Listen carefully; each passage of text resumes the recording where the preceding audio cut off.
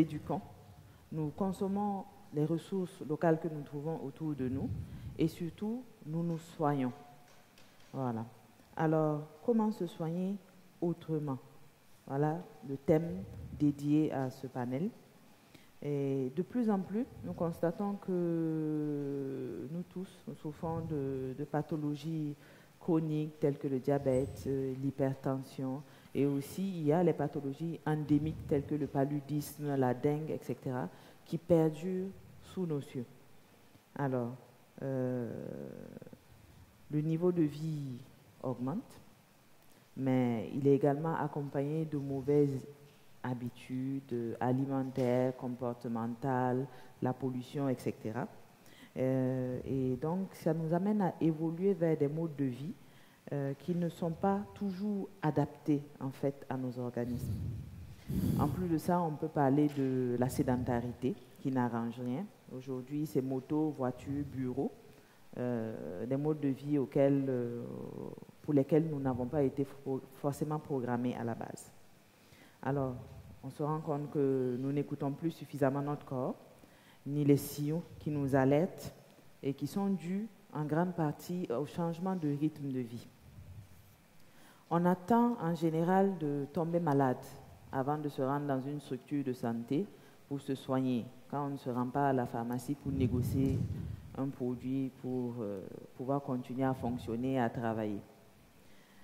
Alors, il y a aussi le problème d'accessibilité. Peut-être qu'on a accès aux soins assez facilement en ville, mais ce n'est pas toujours le cas dans les périphéries ou dans certaines zones qui sont un peu plus reculées. Et la qualité des soins n'est pas vraiment harmonisée sur tout le territoire. Alors, il représente ici la maison de l'Artémisia, créée en 2013, dont l'activité principale est de permettre une meilleure connaissance des plantes médicinales, notamment l'Artémisia annua et afra, pour lutter contre le paludisme et les autres maladies, en favorisant le développement microéconomique par les filières locales et durables. Donc, depuis 2013, la maison de l'Artémisia, c'est 8 millions de traitements administrés. Et il existe 130 maisons de l'Artémisia dans 28 pays. Monsieur Guidigan, j'ai rendu fidèlement. Fidèlement, bien sûr. Merci beaucoup. Et donc, nous terminons la présentation de nos panélistes avec Dr Ouedraogo Sylvain, qui est médecin gériatre et gérontologue. Il est assistant hospitalo-universitaire à l'université de Ouagadougou en sciences de la santé, université Joseph Kizerbo, il faut le préciser. Voilà.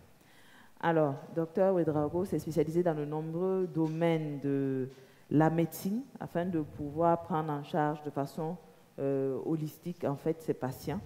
Et il a une formation en médecine de la douleur, en médecine de l'obésité, en nutrition du sujet âgé, en auriculothérapie chinoise, en EMDR, qui est une pratique visant à prendre en charge les états de choc, c'est ça? C'est bien ça. Voilà, les états de choc et traumatisme, et en posturologie.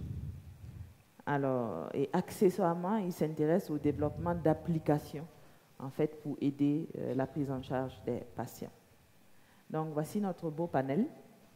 Et nous aurons donc des échanges enrichissants, je l'espère, pour tous ce soir. Alors, nous allons commencer,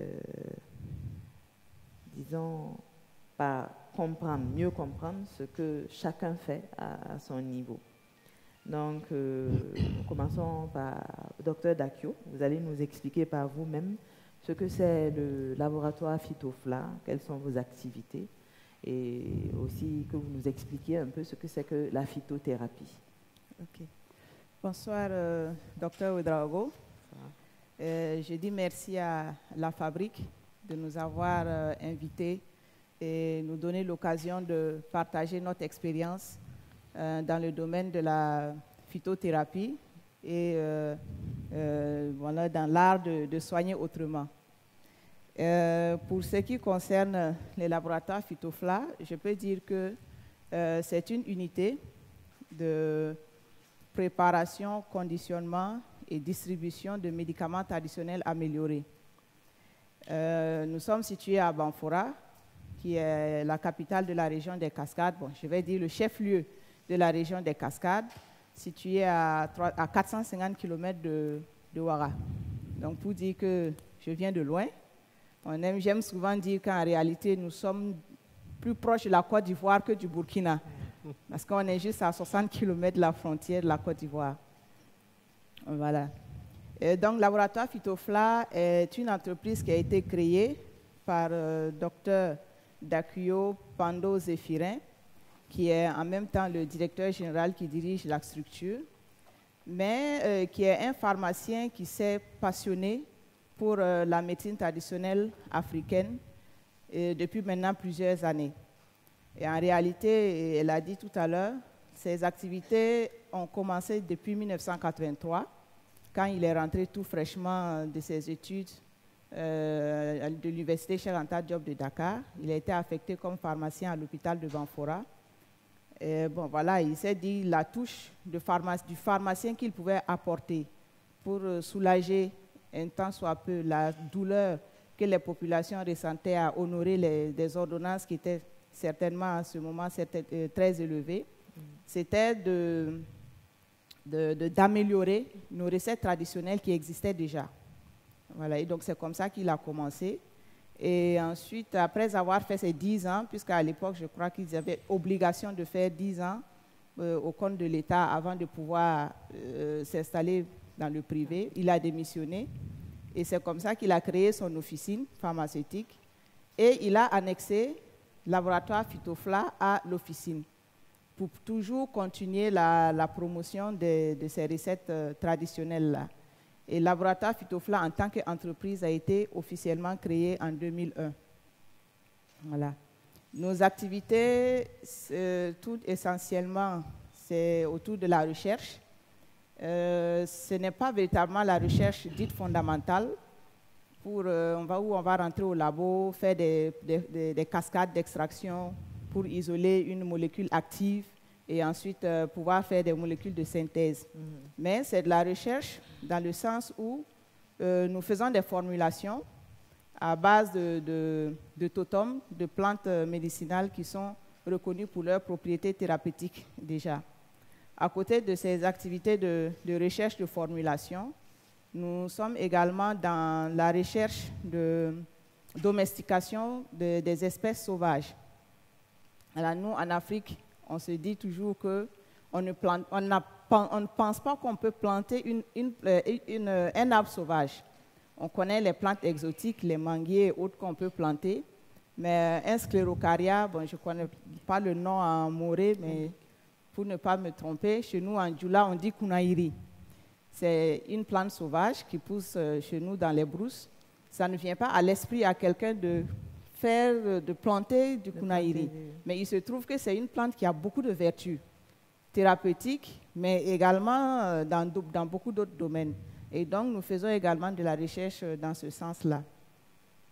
Après ça, nous faisons de la production, à proprement parler. On fait, disons qu'on prépare, on conditionne, et selon une méthode semi-industrielle. Et actuellement, comme elle a dit, nous avons une cinquantaine de produits que nous avons pu mettre sur le marché, et parmi lesquels 5 ont l'autorisation de mise sur le marché du ministère de la Santé. Et ensuite, nous faisons la distribution, en gros. Les 5 produits AMM sont essentiellement distribués dans le circuit officiel de distribution des médicaments. Et les autres préparations que nous avons appelées des préparations officinales, c'est des MTA, des médicaments traditionnels améliorés, sont distribués par des particuliers qui, en réalité, étaient les premiers à faire confiance aux médicaments que le Dr Dakuyo proposait dans les années 1990 quand il a commencé. Et bon, s'il était là, il allait peut-être donner un peu plus de détails parce que, comme il a dit, il a été traité de tous les noms. Ces médicaments ont été traités de pacotille, de camelote plutôt. Et bon, il a fallu ces gens-là qui ont décidé de ne distribuer rien que les produits Phytofla. et on les a appelés des dépositaires, dépôts Phytofla. Grâce à eux, les produits ont été disponibles dans pratiquement tout le pays. Et c'est comme ça que les produits se sont fait connus et connaître plutôt et plus ou moins imposés. La population a adhéré naturellement. On dit le médicament, il ne ment pas. Ou il est efficace ou il n'est pas efficace. Voilà. Donc, peut-être un peu ramassé, c'est ce que je peux dire sur les activités de Phytofla. Maintenant, pour ce qui concerne la phytothérapie, Phytofla est un nom composé de phyto, qui veut dire plante, et fla, qui veut dire médicament en djoula, pour ceux qui comprennent djoula. Et donc, notre devise, c'est la santé par les plantes. La santé par les plantes, on peut dire que la phytothérapie, c'est qui est l'art de traiter avec les plantes médicinales. Donc, bon, Phytofla est une entreprise de phytothérapie. Voilà. Voilà. Donc, la santé par les plantes du laboratoire Phytofla. D'accord. Nous allons passer aussi à M. Guidigan, qui est aussi dans la phytothérapie. Donc.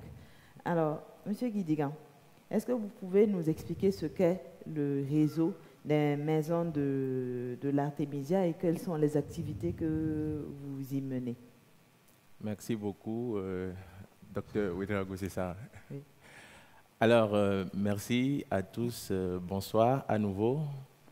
Je suis vraiment très honoré d'être sur ce panel avec chacun et de partager la vision de la maison de l'Artémisia que je représente avec ma petite personne. Ce réseau assez grand aujourd'hui qui réunit énormément de monde que je représente quand même avec ma petite personne. Alors, il est très intéressant, avant de parler du réseau en soi, de rappeler un peu comment est-ce que tout ça est né. Parce que lorsqu'on parle de l'Artémisia, aujourd'hui en Afrique, c'est connu, mais c'est très peu connu, ou bien c'est mal connu globalement. Cette aventure a commencé il y a environ 10 ans, justement lorsque, je dirais, un pèlerin européen, Alexandre Poussin, était en Afrique. Justement, il essayait de marcher avec toute sa famille en Afrique de l'Est. Il faisait le tour de l'Afrique. Et quand dans la foulée, il a eu le palu, eux, ils ne connaissaient pas du tout ça, il a eu le palu. Et il s'est fait que la zone dans laquelle il se trouvait, il n'y avait pas d'hôpital. Et mieux, il n'y avait aucun traitement disponible pour l'aider à soigner son palu. Donc, vraisemblablement, il était destiné à mourir parce que justement, ils n'ont pas les mêmes immunités que nous qui vivons en zone paludéenne. Donc, il avait perdu tout espoir lorsqu'il avait rencontré des sœurs en Éthiopie qui lui avaient proposé de prendre de la tisane de l'Artémisia. Systématiquement, il a bu 3 litres de tisane d'Artémisia. Il s'est rendu compte 24 heures après qu'il se sentait beaucoup mieux et qu'il allait bien. Donc, il a continué à prendre la tisane et s'est rendu compte qu'il était guéri. Pour lui, c'était hallucinant de croire qu'une simple tisane pouvait soigner quand même l'une des maladies les plus meurtrières de notre planète. Alors, retour en France, il avait une amie, Lucille Cornet-Vernet, orthodontiste, à qui il racontait en fait son aventure. Et celle-là, parce qu'elle avait justement un côté super entrepreneur, d'entrepreneur solidaire, elle a pris sur elle la décision de mieux connaître la plante. Et c'est là qu'elle s'est rendue compte en fait que c'était une plante millénaire. C'était une plante qui était utilisée depuis 2000 ans, notamment en Chine et aussi en Afrique. C'est super intéressant. Où il y a eu énormément d'études qui ont été réalisées justement sur cette plante-là. C'est parce que c'est une spécialité qui est nouvelle. C'est une spécialité qui est reconnue comme telle que depuis 2003. Donc vous voyez, ça ne fait même pas 25 ans que c'est une spécialité qui est en place. Donc c'est normal que vous ne la connaissez pas. Donc, mais pour faire simple, la gériatrie, c'est la spécialité médicale qui s'occupe de tous les problèmes des personnes âgées. La gérontologie, elle va être un peu plus globale. Elle va s'occuper de tous les problèmes qui ont trait avec le vieillissement. Donc, quelqu'un qui va faire de l'épidémiologie ou bien de la statistique sur les personnes âgées, ça sera un gérontologue. Un juriste qui s'occupe de problèmes en trait avec les personnes âgées, ça sera un gérontologue aussi. Donc ça peut être vaste. Vous pouvez même avoir des architectes qui sont gérontologues. Moi, quand je suis rentré, automatiquement, j'ai vu qu'une personne âgée qui arrive par ici, elle risque de tomber parce que ce n'est pas pensé par un architecte gérontologue en tout cas. Donc ça, c'était une petite parenthèse. Donc la gérontologie, c'est assez vaste. Et la gériatrie, c'est vraiment le côté purement médical. Voilà. Maintenant, pour parler des autres spécialités, bon, c'est des petites spécialités que j'ai essayé de rattacher à ma pratique de médecin. Et l'idée, en fait, qui m'a amené à faire autant de petites spécialités, c'est que comme le thème que l'on est en train de voir, c'est essayer de soigner autrement. La gériatrie, la neurologie, la cardiologie, c'est toujours une manière de soigner. Et si on veut soigner autrement, il faut avoir une autre vision. C'est pour ça que j'ai fait ces différentes spécialités-là. Je vais juste expliquer les deux qui peuvent être un peu bizarres. Je pense que EMDR et auriculothérapie chinoise, il n'y a pas beaucoup qui doivent le savoir aussi. Ou bien vous savez ce que c'est que l'EMDR? Non? Bon, ok. Alors, l'EMDR, c'est une technique qu'on utilise en psychotraumatologie. Vous savez, dans la psychiatrie, dans la psychologie, vous allez avoir des problèmes de personnalité, des problèmes de dépression, etc. Mais il y a des problèmes qui sont liés au traumatisme. Actuellement, on est dans une situation de défi sécuritaire. Quelqu'un qui a assisté à un attentat, qui a survécu à une tentative d'assassinat, ou quelqu'un qui a eu une agression sexuelle, quelqu'un qui a échappé à un accident, ce sont des traumatismes qui sont ancrés dans son esprit. Et ça, pour le traiter, même 3-4 ans de psychothérapie, ça ne marche pas très bien. Mais par contre, avec l'EMDR, c'est une technique, bon, c'est un mot un peu barbare, mais pour faire simple, on utilise les mouvements des yeux pour traiter le cerveau et le cerveau va ensuite traiter le traumatisme qu'il a reçu. Donc c'est une technique qui est assez simple à faire, pas besoin de médicaments, pas besoin de plusieurs séances, mais rapidement on a un résultat vraiment concret. Donc ça c'est une spécialité qui est très intéressante, qui peut être utilisée justement dans notre contexte. Et la deuxième spécialité, l'auriculothérapie chinoise. Là encore, je vais vous demander, est-ce que vous connaissez la médecine chinoise? Vous connaissez? L'acupuncture, vous connaissez? Voilà, donc l'auriculothérapie chinoise, on va dire, c'est la petite sœur de l'acupuncture. On n'utilise pas tous les points de l'acupuncture dans la médecine chinoise classique, mais on n'utilise que des points qui sont localisés dans l'oreille. C'est pour ça qu'on dit auriculothérapie, pour soigner la personne. Et là encore, ce qui m'a amené à aller dans cette spécialité, c'est parce que je me suis rendu compte qu'en médecine classique, il y a des pathologies qu'on ne peut pas traiter. On a beau mettre des médicaments, faire tous les examens que l'on veut, tous les traitements, ça ne passe pas. Si je vous dis, par exemple, dans la salle, est-ce qu'il y a des gens qui souffrent d'asthme ou d'allergie?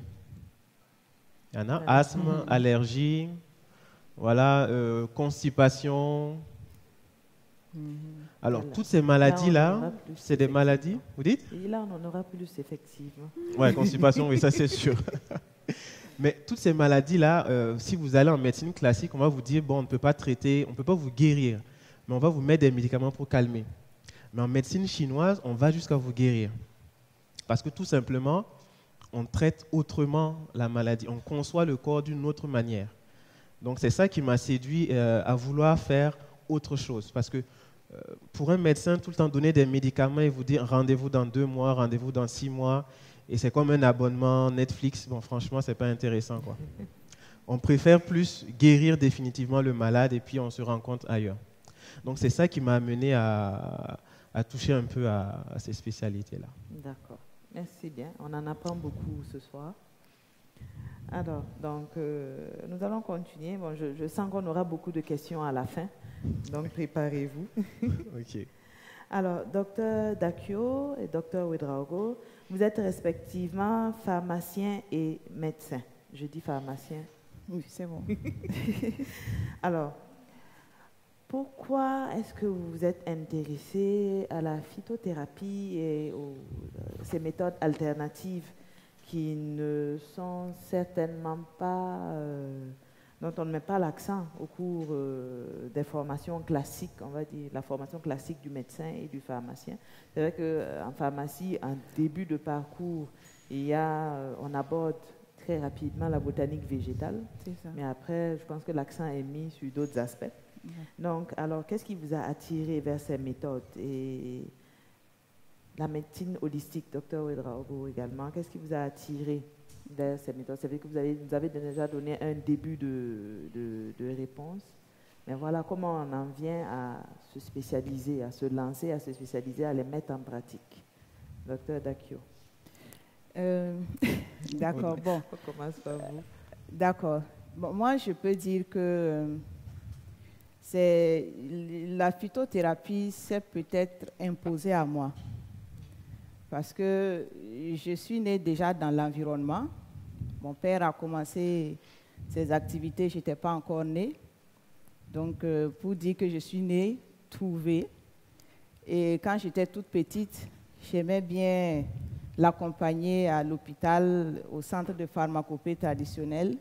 J'ai vu les gens manipuler les racines, j'ai vu les gens faire des petites décoctions.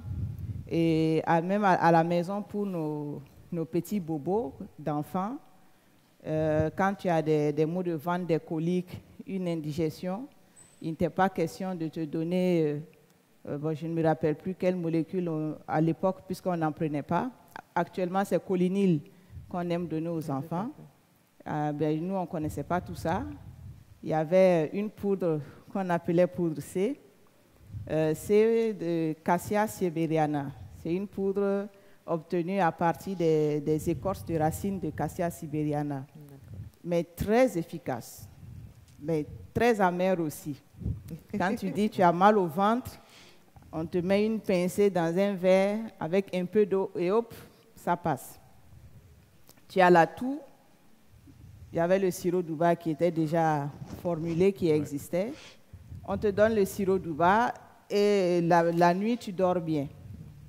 Et donc, j'ai baigné dans cet environnement-là. Et c'est un peu même ce qui m'a poussé, en fait, à faire des études de pharmacie. Je me suis renseignée, je dis, ben, j'ai même déposé la question au papa, qu'est-ce qu'il a fait comme formation pour pouvoir faire tout ça? Et j'étais au CM2. Ce jour-là, il a rigolé, il m'a dit, quand tu seras plus grande, je vais te montrer. Arrivé en terminale, le choix s'est fait naturellement. Et mon tout premier cours de pharmacie, c'était botanique. Et j'étais encore plus émerveillée de voir combien est-ce que Dieu nous avait tout donné dans la nature. Quand le professeur nous a dit qu'en réalité, la quinine, l'aspirine étaient des molécules naturelles issues de plantes, et il nous a donné les noms de ces plantes. Et il nous a dit, la quinine, ça c'est une plante, ça vient de l'Amérique latine. L'aspirine, bon, je ne me rappelle plus. Voilà. J'ai dit, OK, mais donc en fait, nous avons déjà tout sur place. Mais pourquoi on va réinventer la roue? Nous, on est déjà dedans. Les vacances, quand je suis rentrée, j'ai fait mes 2 mois de vacances à travailler à l'unité. Ce qui définitivement m'a convaincu que je n'ai pas autre chose à faire que de continuer sur ce chemin. Parce que notre avenir est là-bas. Voilà. Et en plus, il y avait aussi pas mal de retours d'échecs thérapeutiques par rapport au traitement moderne. Des gens qui se plaignent, on a pris les médicaments en vain, ça ne marche pas. Et donc, comme le papa faisait également des consultations, par la force des choses, il est devenu tradipraticien, alors qu'en réalité, il n'est pas tradipraticien à la base. Et chaque fois quand je l'entendais, il a toujours dit que c'est quand les gens sont dans une situation désespérée, ils ont tout fait, ils n'ont pas de solution, ils viennent le voir. Et Dieu merci, dans la plupart du temps, en utilisant ces plantes, ça marche. Donc, la solution est chez nous. C'est ce qui, en fait, m'a amené à rester, à continuer à travailler avec lui. Donc, Dr Dakio est tombé dans la marmite quand il était petit. Exactement, je suis tombée dans la marmite. D'accord. Dr Ouedraogo? Alors, bon, moi, je ne suis pas tombé dans la marmite quand je suis né. Mon amour pour la médecine holistique, elle a commencé en fait par ma propre personne. Parce que, vous savez, quand on fait médecine, le premier patient que l'on a, c'est soi-même. On essaie de se soigner si on a des petits problèmes. Et je me suis rendu compte que, par exemple, certains problèmes, par exemple, pour mon cas, j'avais des douleurs de dos. Et quand vous partez en médecine classique, on va vous donner des calmants.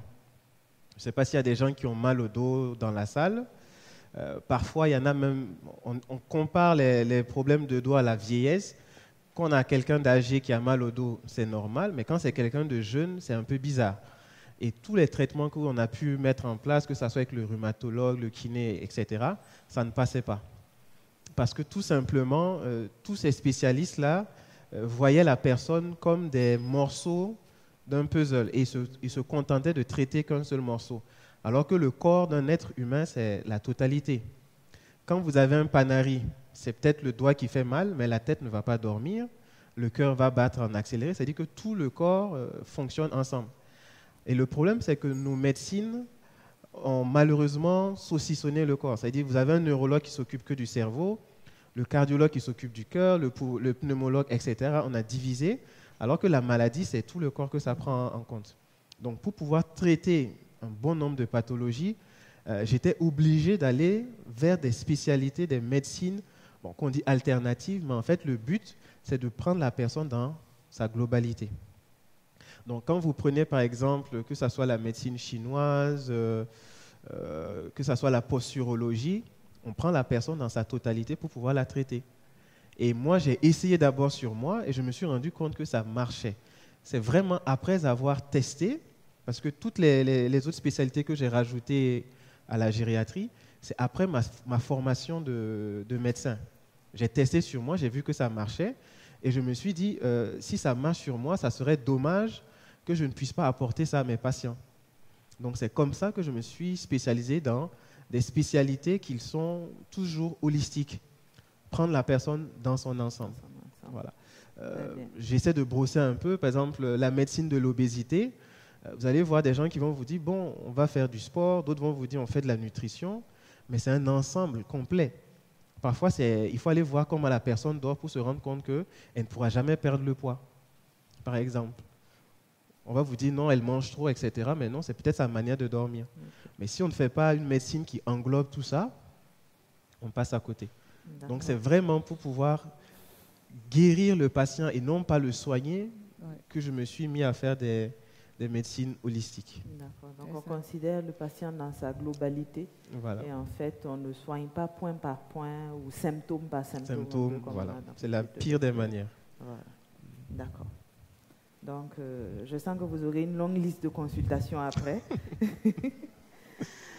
Alors, je vais poser une question un peu globale pour tout le monde. Alors, les produits ou pratiques que vous proposez, est-ce qu'ils servent à prévenir des maladies? Est-ce qu'ils servent à apaiser des symptômes? Est-ce qu'ils servent à traiter la cause de la maladie? Monsieur Guidigan, est-ce que l'artémisia élimine réellement le parasite des cellules ou ça va juste masquer les courbatures, la fièvre, etc. Est-ce qu'on va au bout avec l'artémisia?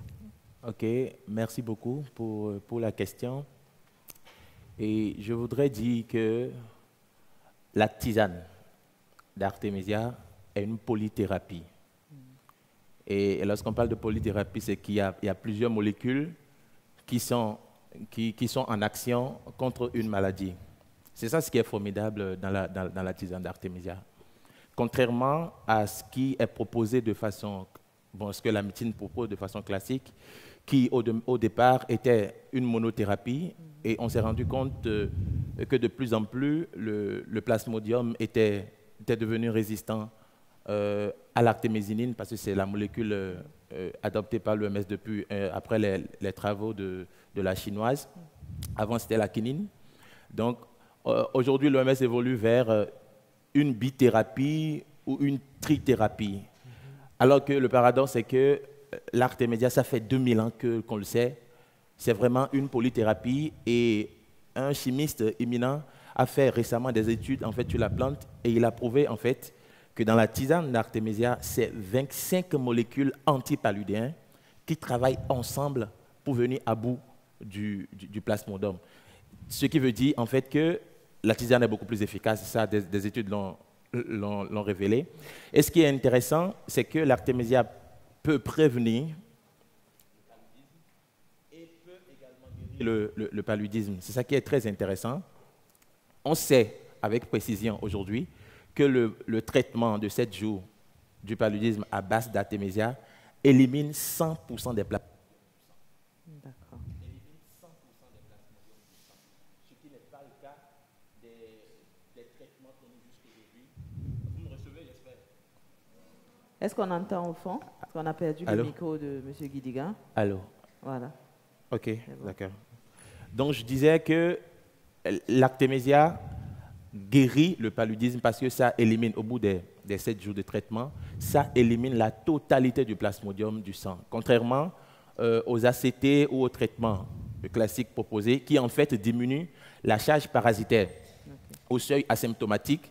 Donc en fait tout le monde est un peu un porteur sain du plasmodium.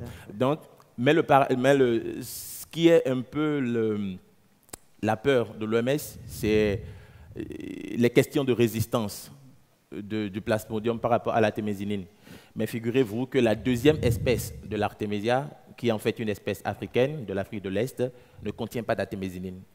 Des études ont prouvé que l'artémisia afra est efficace au même titre que l'artémisia annua. Donc, d'accord. Je pense que ce qu'il est important de souligner, c'est qu'effectivement, quand on utilise une plante, on a à peu près 150 à 200 molécules qui travaillent de concert. Voilà. Contrairement à un médicament moderne où on isole en fait une molécule. Voilà. Dans la plante, il y a 200 molécules. Il y en a peut-être 10 qui visent l'objectif que vous recherchez, mais les 190 autour permettent de protéger en général ces 10 autres molécules ou de renforcer son activité ou de la prolonger. Voilà, c'est essentiellement la différence peut-être entre l'utilisation des plantes et l'utilisation des médicaments dits modernes. D'accord. Alors, nous allons parler de prévention maintenant. Docteur Ouedraogo, en quoi la prévention est primordiale? Alors, en quoi la prévention est primordiale? En fait, c'est beaucoup plus simple de prévenir une maladie que de la guérir. Souvent, je compare le corps humain à une voiture. Quand vous commencez à rouler et que vous entendez un petit bruit dans le moteur, si vous arrêtez rapidement chez le mécano, vous avez la chance de ne pas changer trop de pièces. Mais si vous attendez que le moteur lui-même s'arrête, là, vous risquez de changer peut-être tout le moteur. C'est la même chose avec le corps humain. On préfère faire de la prévention, c'est beaucoup plus simple que de traiter. Et lorsqu'on fait, par exemple, la gériatrie, on s'occupe de personnes âgées. C'est des personnes qui sont fragiles, donc qui ont beaucoup plus de chances de développer des maladies avec des complications. Donc, c'est beaucoup plus intéressant de faire de la prévention plutôt que d'attendre que la personne tombe malade et d'ensuite, maintenant, courir pour chercher des médicaments à gauche et à droite. Donc, franchement, et je pense même que normalement, la médecine devrait être d'abord une médecine préventive. Et le problème, c'est qu'actuellement, notre médecine, c'est une médecine curative. Les gens vont chez le médecin que quand ils n'arrivent plus à supporter leurs symptômes, alors qu'ils devraient venir avant même d'avoir des problèmes de santé. Et c'est pour ça qu'en médecine, il y a un adage qui dit qu'en Chine, on paye le médecin tous les jours qu'on est en bonne santé. Parce qu'en réalité, c'est parce qu'il vous soigne que vous êtes en bonne santé. Parce que c'est ça le bien le plus précieux, c'est la santé, ce n'est pas la maladie. Et quand vous tombez malade, c'est au médecin de vous soigner jusqu'à ce que vous guérissiez et le fait gratuitement. Parce qu'il considère que c'est un peu de sa faute si vous êtes tombé malade. Mais maintenant, qu'est-ce qu'on constate ici? Bon, on vous laisse gambader, on attend que vous tombiez malade avant de venir nous voir. Et puis là, en plus, vous allez payer et le médecin et les médicaments. Moi, je dis toujours, c'est la pire des manières de faire la médecine. C'est beaucoup plus intéressant de faire de la prévention que d'attendre que le mal s'installe pour essayer de le traiter. D'accord. Donc, vos pratiques, elles sont utiles également pour apaiser certains symptômes et pour favoriser également un bien-être. Est-ce que vous trouvez que le bien-être de chacun n'est pas suffisamment pris en compte? Ça veut dire que Ce n'est pas la préoccupation majeure. Et qu'est-ce que ça signifie, prendre soin de soi? Quelles sont les pratiques qui permettent de bien prendre soin de soi? Là encore, je vais peut-être poser la question à la salle pour essayer de les faire participer.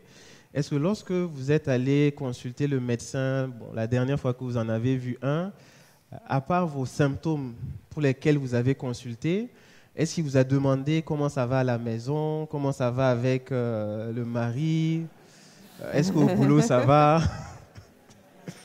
Non, on n'a pas le temps de faire ça. C'est pas encore arrivé. Parce que, vous voyez, la définition de la santé selon l'OMS, on dit bien, ce n'est pas l'absence de douleur ou de maladie, mais c'est surtout la présence du bien-être. Donc ça, c'est fondamental.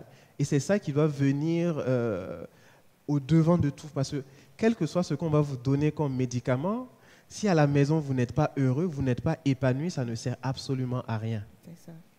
Donc, tout ce que l'on fait, on doit tenir compte du bien-être. Parfois, en gériatrie, on nous a formés de la sorte pour qu'on s'occupe de tout.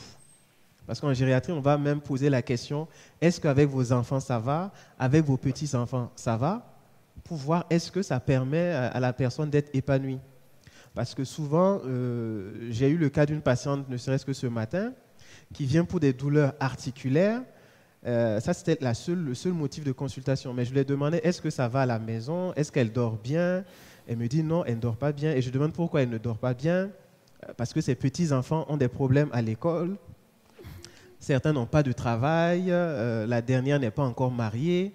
Et quand elle rentre, elle ne dort pas.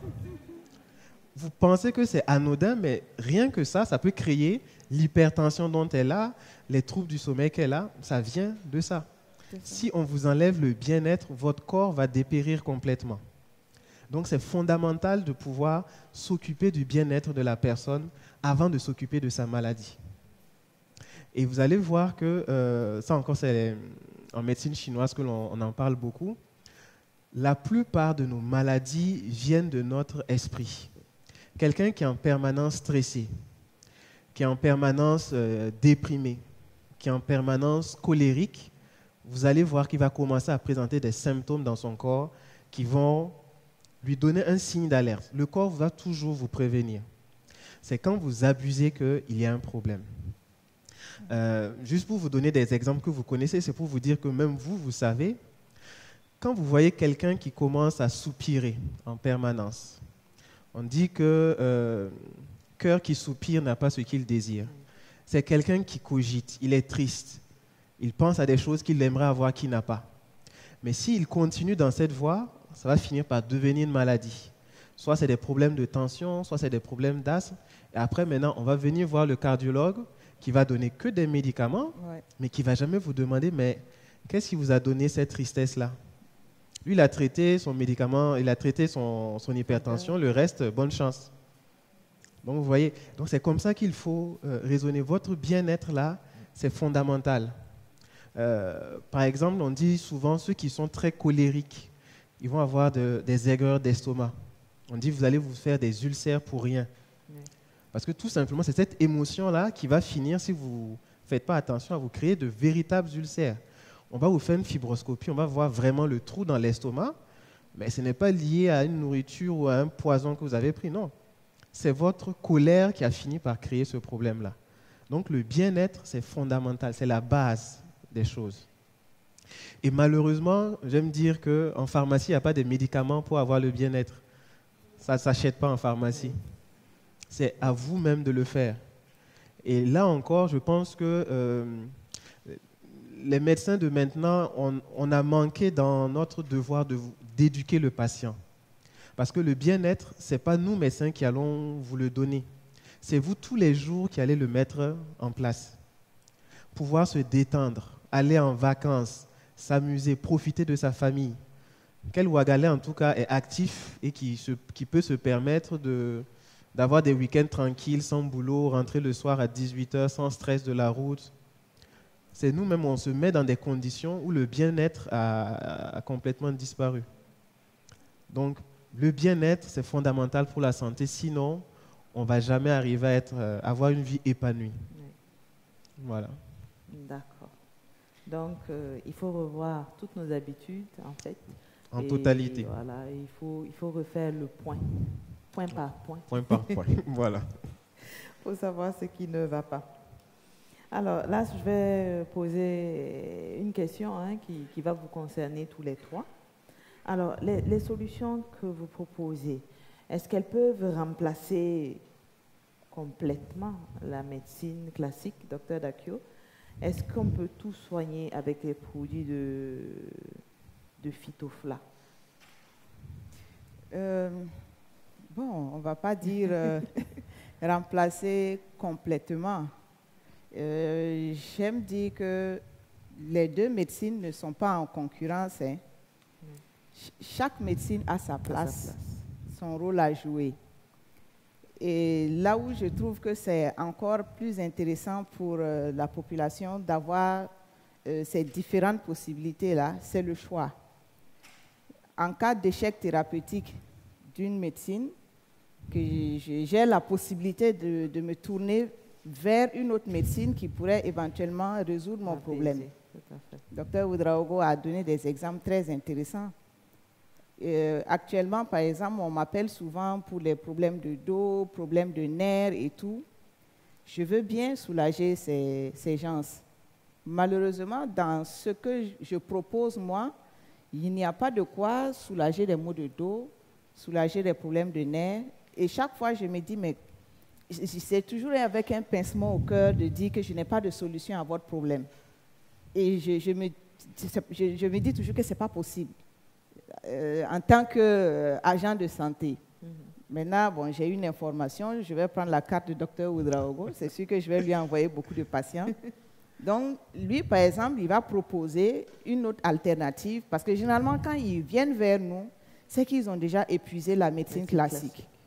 Ils vont, puisque le réflexe, généralement, quand ils viennent, on dit, est-ce que vous avez déjà vu un médecin? Vous avez fait les différents examens, quel est votre bilan? Qu'est-ce qui est dit? Par rapport à ce qui est dit, si j'ai la solution dans les phytomédicaments, je propose. Si je n'ai pas la solution dans les phytomédicaments, que c'est peut-être l'acupuncture, j'oriente. Voilà. Et donc, bon, on ne peut pas dire qu'on va remplacer, mais que chaque médecine ou chaque pratique puisse être respectée dans sa spécificité. Respectée surtout. Parce que ce qu'on voit souvent, tout ce qui n'est pas classique, conventionnel, est méprisé. Oui. On n'a pas confiance. Voilà, c'est surtout ça. Donc, ce sont des médecines qui se complètent, qui s'accompagnent. C'est ça. Et voilà, parce que je pense que tout un chacun peut être plus sensible à un traitement qu'à un autre. Et donc, chaque être humain a ses spécificités aussi et ses sensibilités. Tout à fait. Voilà. Donc, quelqu'un chez qui rien ne marche dans la médecine traditionnelle peut trouver sa résolution dans la médecine moderne. Voilà. Et l'inverse également est tout à fait possible. Exactement. D'accord. Alors, Darling Gidiga, oui. En quoi est-ce important d'avoir des solutions efficaces produites localement avec les ressources naturelles qui poussent sur notre sol, comme l'artémisia? Merci beaucoup.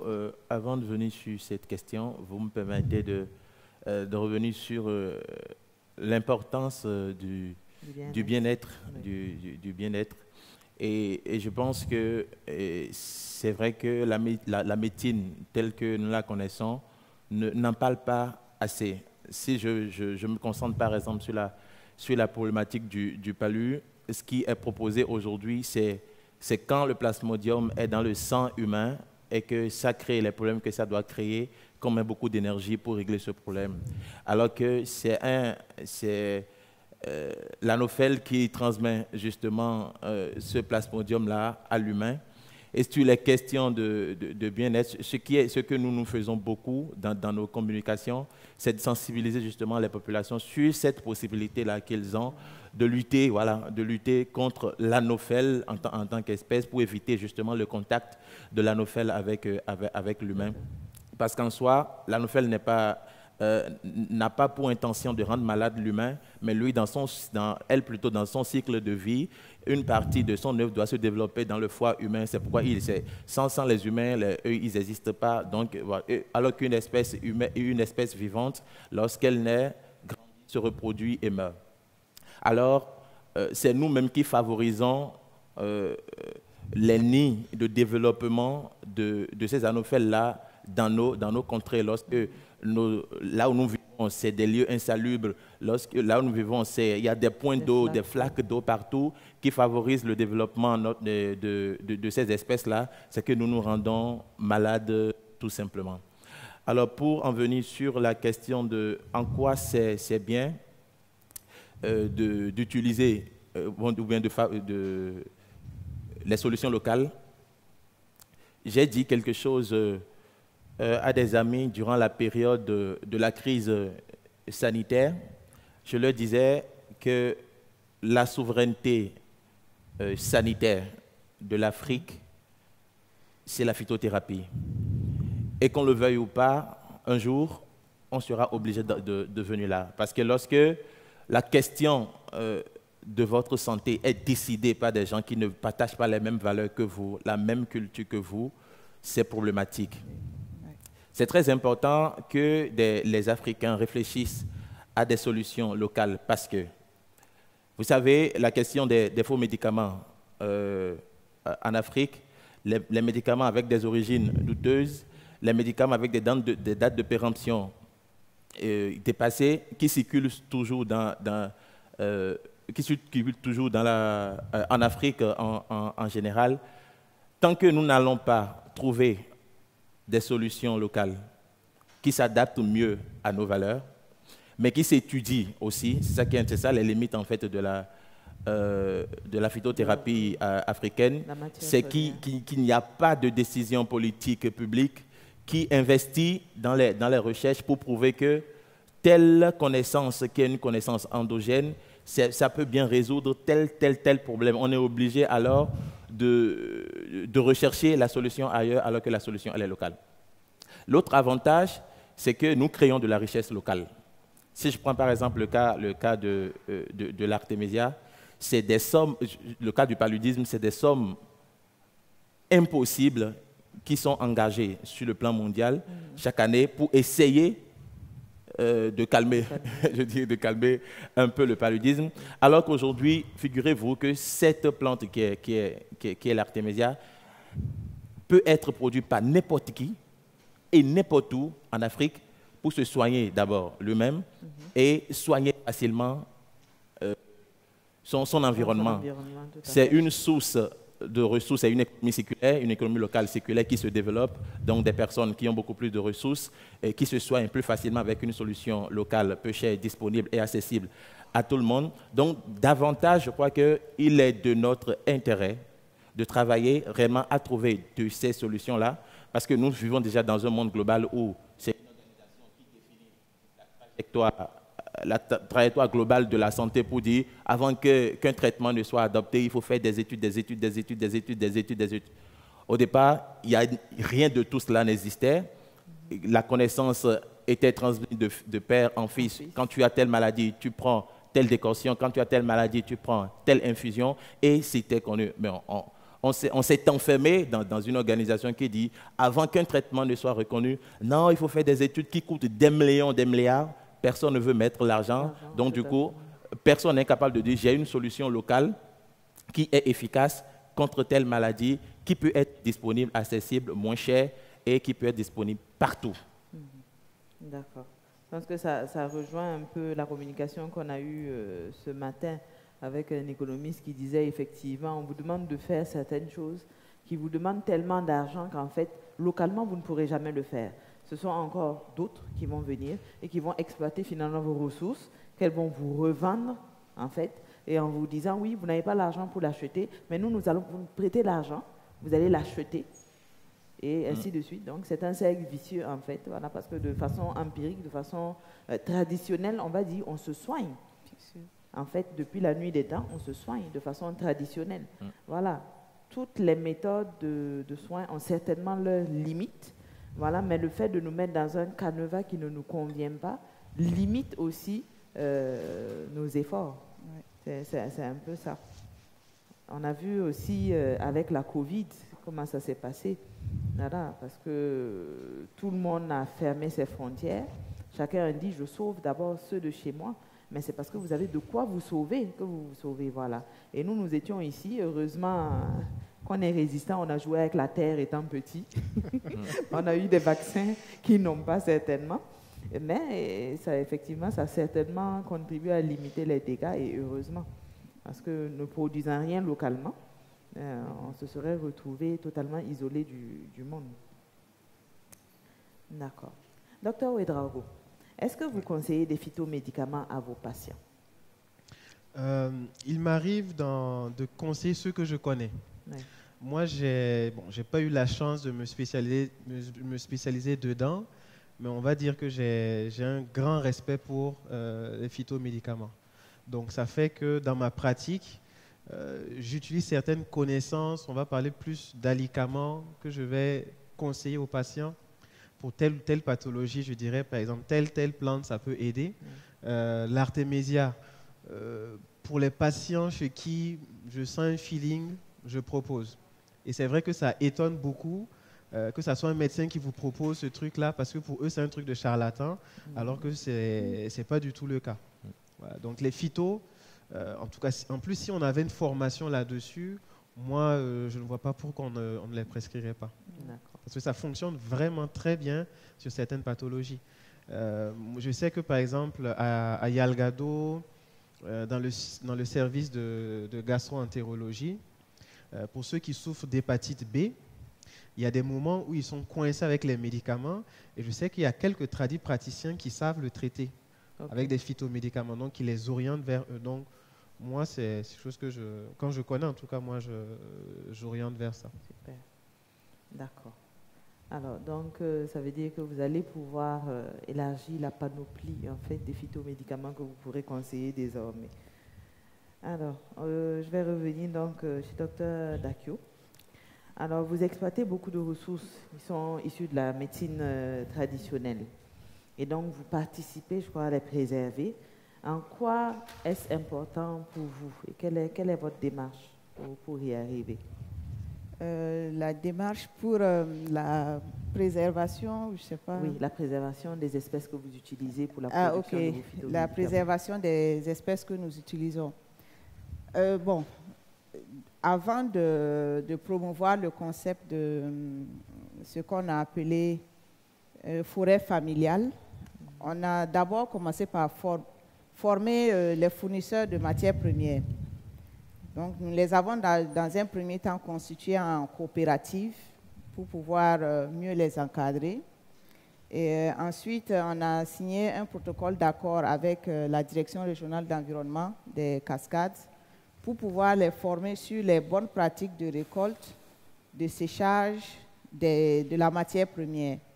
Parce qu'il y a des techniques pour pouvoir récolter quelques feuilles, quelques racines, quelques écorces, sans détruire la plante. En même temps, c'est une forme de les sensibiliser aussi sur la protection de l'environnement. Et à côté, on a créé des bosquets de matières premières où on avait d'abord commencé par tester la reproduction, disons, on va dire la domestication de ces espèces sauvages-là. Voilà, ben, depuis 2014, on a carrément acquis un site qui est un jardin conservatoire, et c'est là-bas que nous faisons toutes les expérimentations. Et on a pu prouver que c'était possible de faire reproduire en pépinière certaines espèces sauvages, ensuite de les reboiser, d'entretenir. Et l'entretien, c'était quoi? Pour ceux qui ont la possibilité de faire de l'irrigation goutte à goutte, mais on a préconisé de ne pas raser la forêt. J'ai un champ, j'ai beaucoup d'espèces à l'intérieur. Contrairement à un verger de manguier que je veux faire, je vais tout raser et je mets mes manguiers.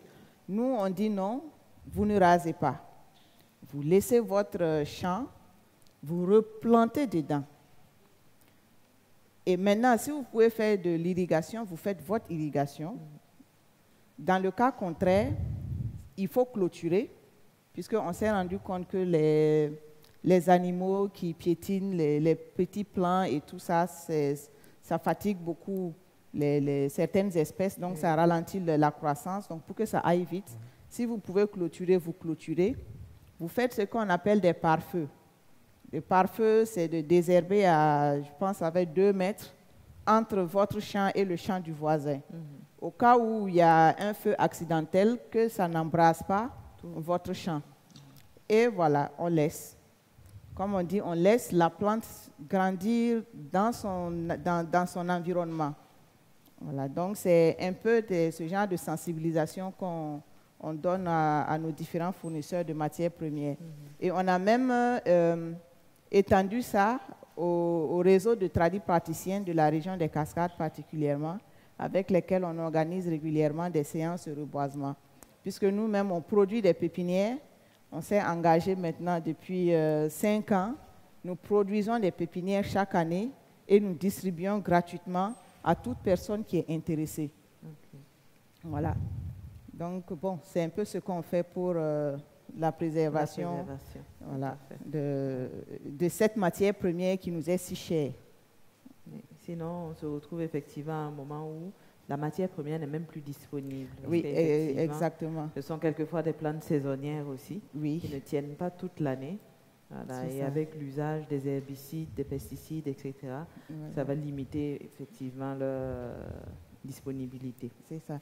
Peut-être juste pour ajouter un dernier petit commentaire rapidement. On a parlé de l'utilisation d'herbicides. Les gens utilisent les herbicides parce que je veux faire mon champ. Je vois, comment on appelle ça, le chrysanthellum qui a envahi mon champ. Ça ne m'intéresse pas. Je trouve que c'est une herbe sauvage qui me dérange. Mais il se trouve qu'il y a une structure qui est à côté, comme laboratoire Phytofla ou je ne sais pas quelle autre structure, qui m'approche et qui me dit que cette plante-là m'intéresse. Mais voici la condition. Je ne veux pas d'herbicides, de produits chimiques, tout. Et je t'achète le kilo. Voici comment je veux que tu la récoltes. Tu sèches et je t'achète le kilo à 1000 francs ou 1500. Mais actuellement, je suis étonnée. Certains me disent qu'ils ont réussi à reproduire le chrysanthellum parce qu'il y avait un intérêt dedans. Tout à fait. Et ceux qui exploitent ça pour nous font la bagarre avec les autres voisins qui ont des champs et qui aiment utiliser des herbicides. Parce que ça contamine les sols. Parce que ça contamine les sols. Et nous, on est clair là-dessus. Quand on passe et on se rend compte que tu as un voisin immédiat qui a un champ un peu douteux, bon, tu es rayé de notre liste. Hein. On a un technicien qui fait régulièrement le tour. Et comme j'ai dit, avec le partenariat qu'on a avec les agents des eaux et forêts, certains se demandent comment on fait, mais on a les yeux... En tout cas, on essaie d'avoir les yeux un peu partout. Mais c'est aussi une forme de sensibilisation. Tout à fait. Voilà. D'accord. Donc, je pense qu'on est un peu au bout de notre panel. La dernière question sera pour Dr Ouedraogo. Alors, comment la conception holistique de la santé, comment la diffuser? Est-ce que vous pensez que ces différentes pratiques-là devraient être plus répandues? Et si c'est le cas, comment arriver effectivement à les diffuser? Comment sensibiliser d'autres praticiens aussi à les intégrer à leur façon de soigner? Ok, moi je pense que leur efficacité n'est plus à démontrer. Toutes ces pratiques-là qu'on a présentées, holistiques, alternatives, il faudrait qu'on réussisse à diffuser davantage. Maintenant, la question, c'est comme vous l'avez dit, comment le faire? Comment faire en sorte que dans quelques années, on ait des cabinets en posturologie, en phytothérapie, dans tous les coins de rue, comme on a les cliniques? C'est ça la question. Et moi, je pense que les patients ont leur rôle à jouer dedans. Vous savez, si vous commencez à poser la question au médecin, « Ah, j'ai déjà entendu quand on parle de telle pratique ou bien on parle de tel produit, est-ce que vous connaissez, est-ce que vous pouvez m'orienter ?» Même s'il est irrité parce qu'il ne connaît pas, sa curiosité va l'amener à chercher. Je ne dis pas que tous les médecins vont prendre cette voie-là, mais ceux qui sont plus orientés vers la santé vont essayer de se former dedans, ou bien au moins savoir de quoi il s'agit. Donc, moi, j'appellerais surtout la population à nous encourager. Et souvent même, parfois, ils sont même plus au courant de certaines choses que nous. Parce que nous, bon, médecins, on est fatigués de bosser depuis 12 ans, on ne connaît que ça, on ne va pas aller chercher autre chose. Alors que le malade qui connaît sa maladie, qui vit avec, tous les jours, elle va chercher. Sur Google, n'importe où, en tout cas, ils vont chercher. Et ils vont venir, ils vont discuter, ils vont dire, bon, voilà, moi j'ai vu ça, est-ce que vous êtes d'accord? Moi j'ai certains patients j'ai une patiente là, bon, c'est la fille d'une de mes patientes, parce que bon, ma patiente elle a 90 ans, elle n'est plus sur Google, mais elle vient à chaque fois, elle me dit, elle a déjà vu ça sur Facebook, est-ce qu'elle peut donner ça à sa maman? Et on discute comme ça.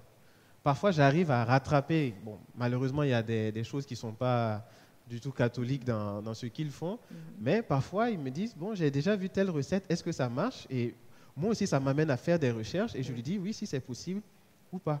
Mais il faut que ça vienne de vous. Parce que vous savez, en matière de science, lorsqu'on découvre, le temps entre la découverte d'un produit et le temps où on commence à l'appliquer de manière naturelle, il y a au moins 25 ans au minimum. Donc, ça fait que quand nous, on découvre quelque chose, le temps que ça soit divulgué, que tout le monde le fasse, ça prend du temps. Et le temps, c'est parce que tout simplement, bon, il manque de l'éducation en santé. Et ça, il faudrait que, bon, autant les médecins dans leur formation initiale, il faut qu'on leur apprenne qu'il y a de la médecine alternative. Malheureusement, on fait 12 ans d'études à la fac où on ne va jamais vous parler de médecine alternative. Pire même, on ne vous parle même pas de nutrition. Les cours de nutrition, là encore, c'est récemment que ça a commencé, c'est quelques heures, alors que la nutrition, bon, celui qui sait manger évite bon nombre de maladies, mais on ne nous enseigne même pas ça. Donc si vous venez vers nous en pensant qu'on va vous donner ça, bon, il y a un problème, quoi. Donc il faut, nous on a notre travail à faire, mais vous qui êtes les premiers intéressés, et comme je dis, votre maladie, c'est la vôtre, ce n'est pas la maladie du médecin. Donc, vous devez être plus sérieux sur votre maladie que le médecin. Donc, c'est à vous de nous amener à changer. Sinon, la médecine holistique, je pense que c'est l'avenir. Et de toute façon, avec le Covid a montré la limite de la médecine classique. On pensait qu'on pouvait tout soigner avec des médicaments et autres. On s'est rendu compte qu'avec le Covid, on a tout testé dans l'arsenal. Il n'y avait rien qui fonctionnait. Mais quand on s'est rapproché des médecines traditionnelles, les médecines holistiques, là, on a commencé à avoir des traitements qui ont commencé à fonctionner.